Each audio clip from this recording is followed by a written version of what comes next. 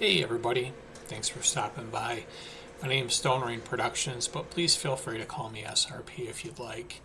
And I was just kind of looking through some of the leaders and wanted to try something out that I have not tried before, and that is the Avar Kriss leader.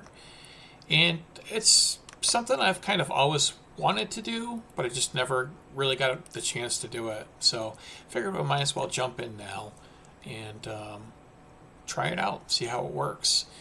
I've been having a lot of fun with this, and this deck is it's very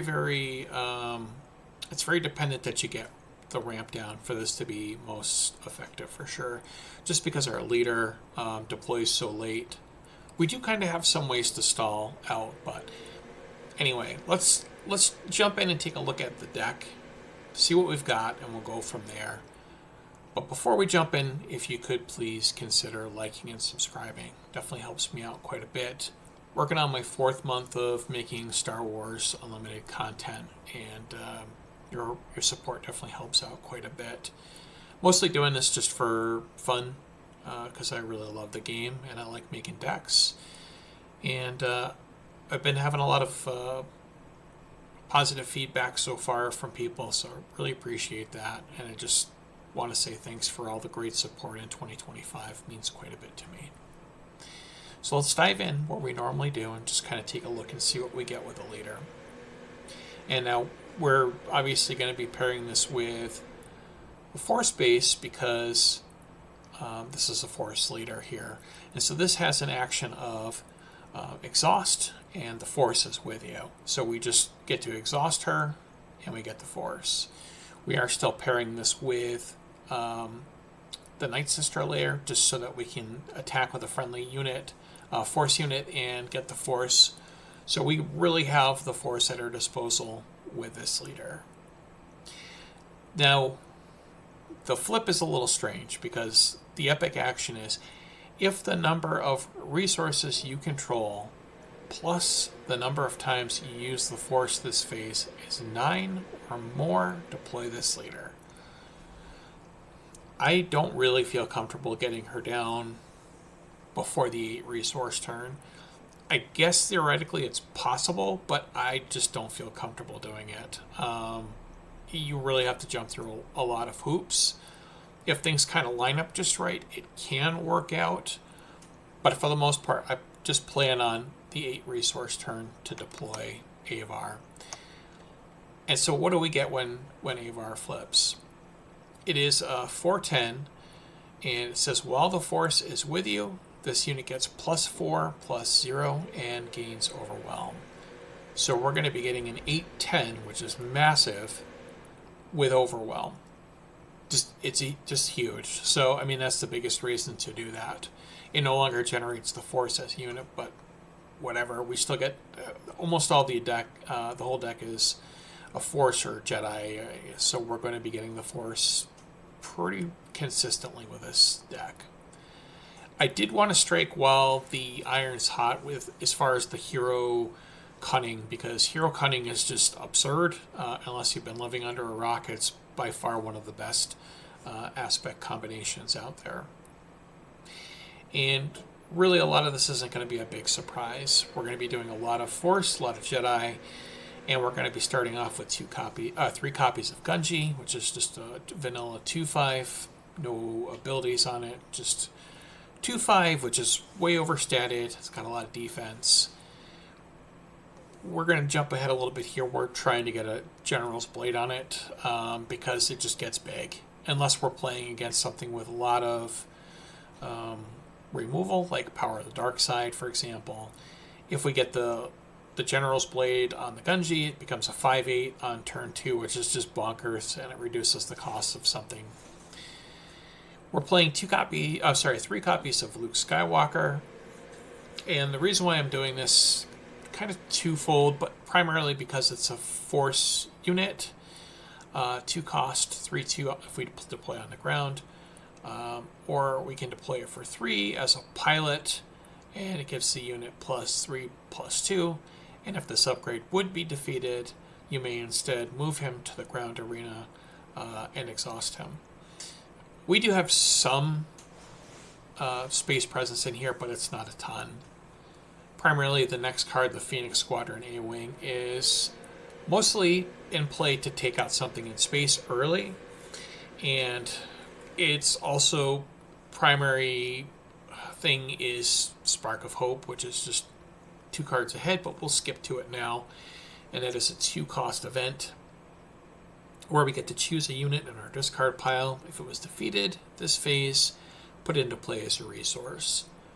So we really want to play the Phoenix Squadron A-Wing, so it's going to be defeated. Spark of Hope is not very reliable, but this is one of the best cards that we can do that. Alternatively, Luke also does fit the bill with this. We can put him on the ground and just run him into something if we need to, if we want to trigger the Spark of Hope. But it is also a Force unit as well, too. So food for thought on those 2 cards there, and also Spark of Hope. Yaddle is 2-cost 2/4 with Restore 1, and on attack, each other friendly Jedi unit gains Restore 1 for this phase. That is cumulative, so if it has any other restore, it gains additional restore. And like I said, if we keep track of this, a good portion of the units that we play are Jedi. Almost all of them are Force, so we'll kind of go from there. Since we've touched on Spark of Hope, we'll just move on. Obi-Wan is so incredibly annoying at 3 cost, being a 3/5. When you play a Force unit, including this, it gains Sentinel for this phase. Like I said, almost the entire deck is Force, so yeah, he's almost always going to have Sentinel. And early game, he's just a very annoying unit to deal with, and he's fantastic. Also got 3 copies of Yoda in here. I did have this at 2 for a little while, but I just wanted to have a little bit more restore options. There's not a lot of downside to this Yoda, just because it's a 3-cost 2/4 with Restore 2, which is fine by itself. But when it's defeated, we get to draw a card. Sure, we could let our opponent draw a card too. I don't see any reason that we would pretty much ever want to do that. Maybe something will be printed down the road where it's going to hurt our opponent to do that.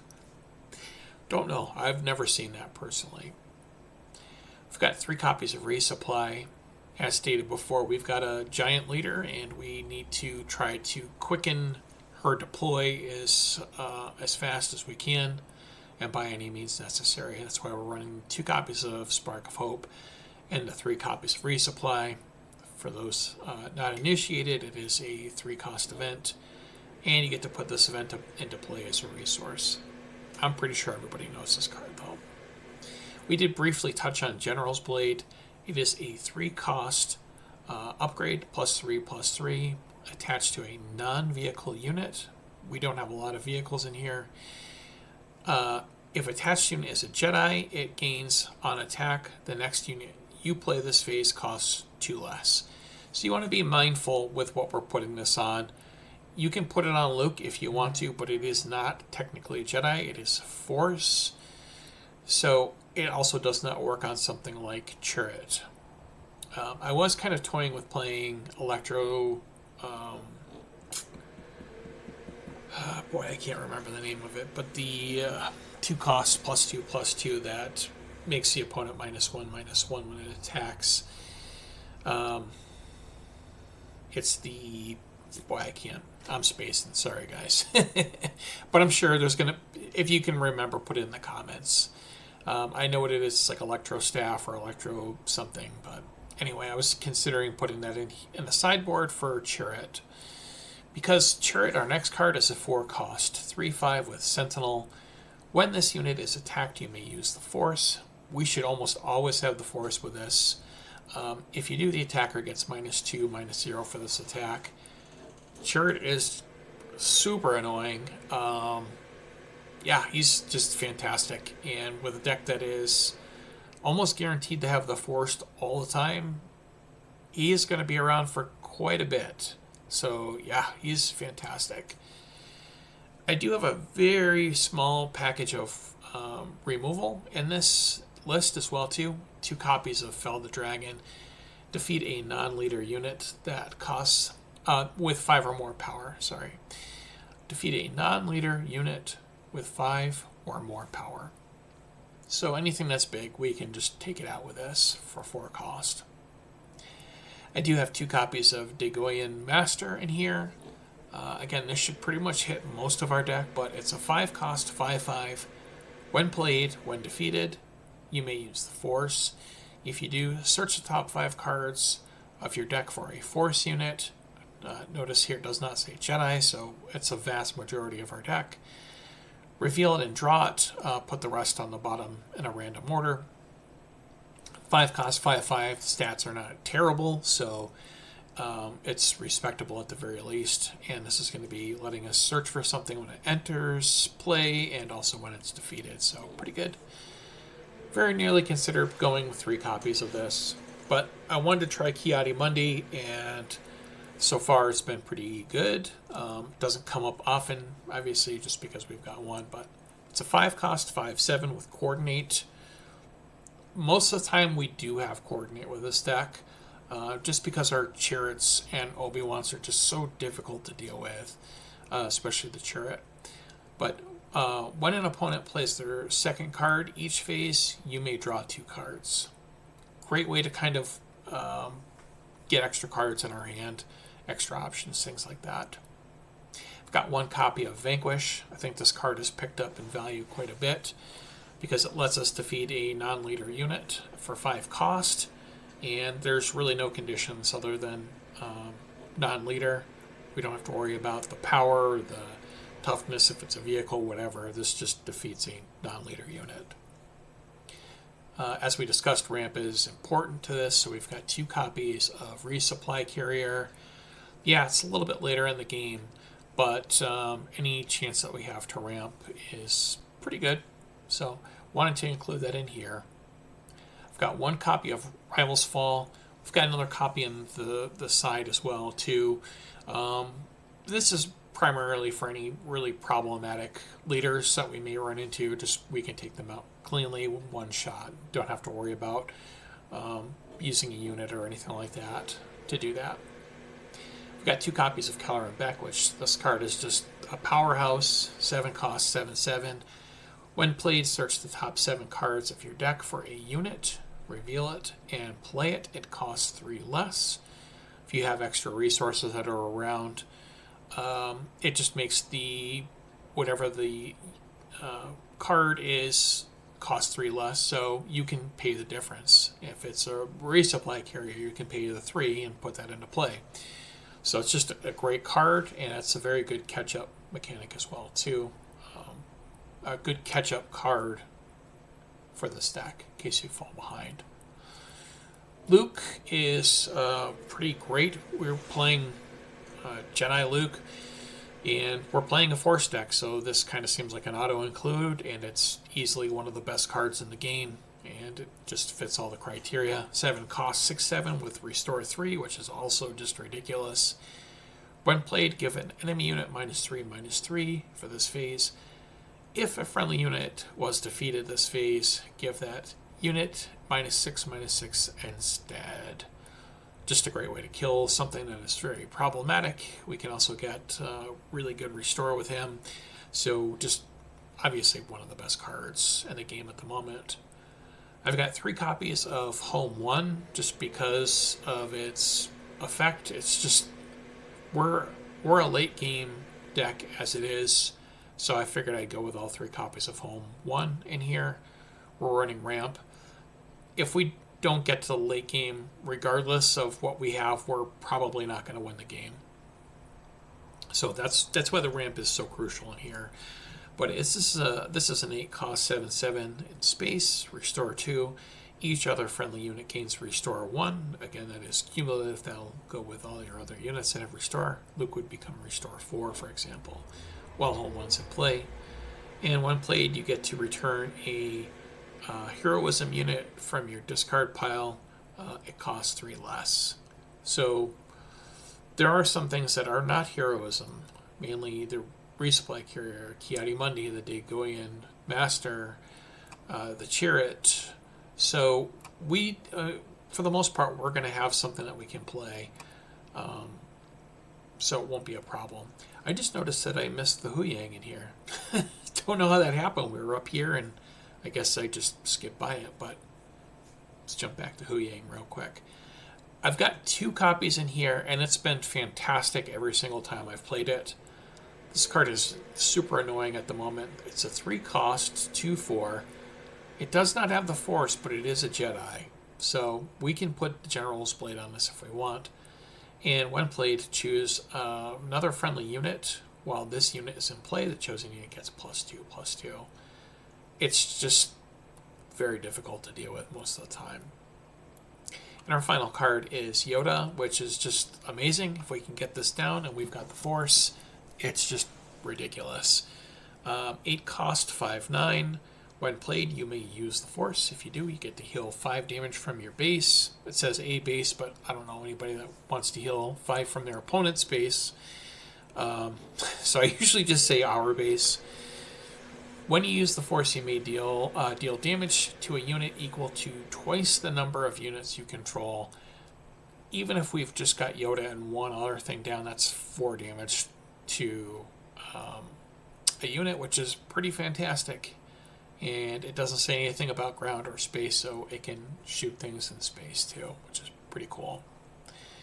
Sideboard.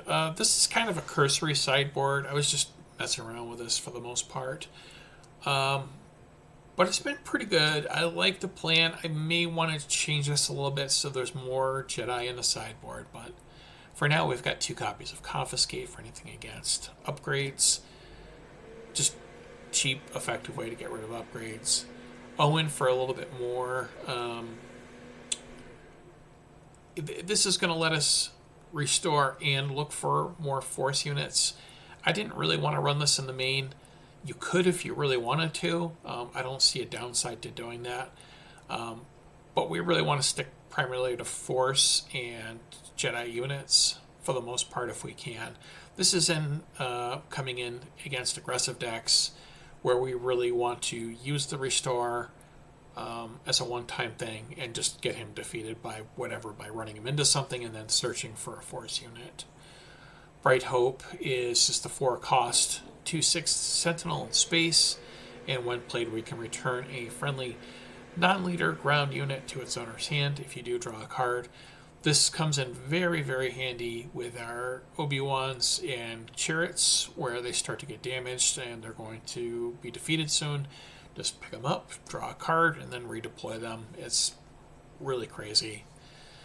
Vigilance does some pretty funny things in this deck. So with those same 2, those are really the most annoying cards in here, in my opinion, the Obi-Wan and the Chariot. And the Vigilance can give either one of those a shield, which is great.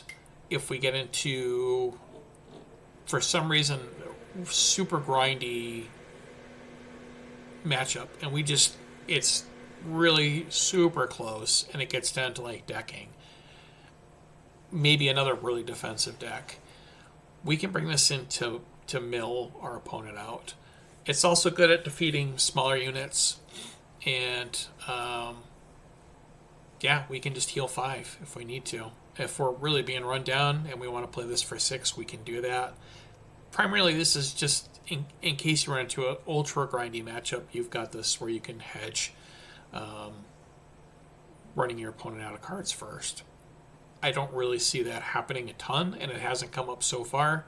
It's a hedge. Like I said, this is just a cursory run of the sideboard for now. I've got the extra copy of Vanquish in here, just a 5 cost, defeat a non-leader unit, and that is the list for now. I really have not had a problem at all with getting the Force, because Avar gets the Force and we can attack and get the Force. So I have never had a problem getting the Force with this list. It's just pretty much always there. We don't have a ton of units that use the Force. Chariot, we really want to keep him alive as long as possible, so that's a big one. Yoda uses the Force. Other than that, we don't use it a ton. But a lot of times there are some things where we need to just have it at least present. So we will have that present. You could consider something like Itinerant Warrior in here as well, too. Just another way to use the Force. But yeah, other than that, I've been having a lot of fun with this, and it's been pretty cool so far. I just want to say thanks again for all the support in 2025, and thanks for stopping by for this video today. Just want to say, may the Force be with you, my friends. Hope that you're doing great. I hope that your new year was fantastic, and I hope that you are well. Take care, my friends.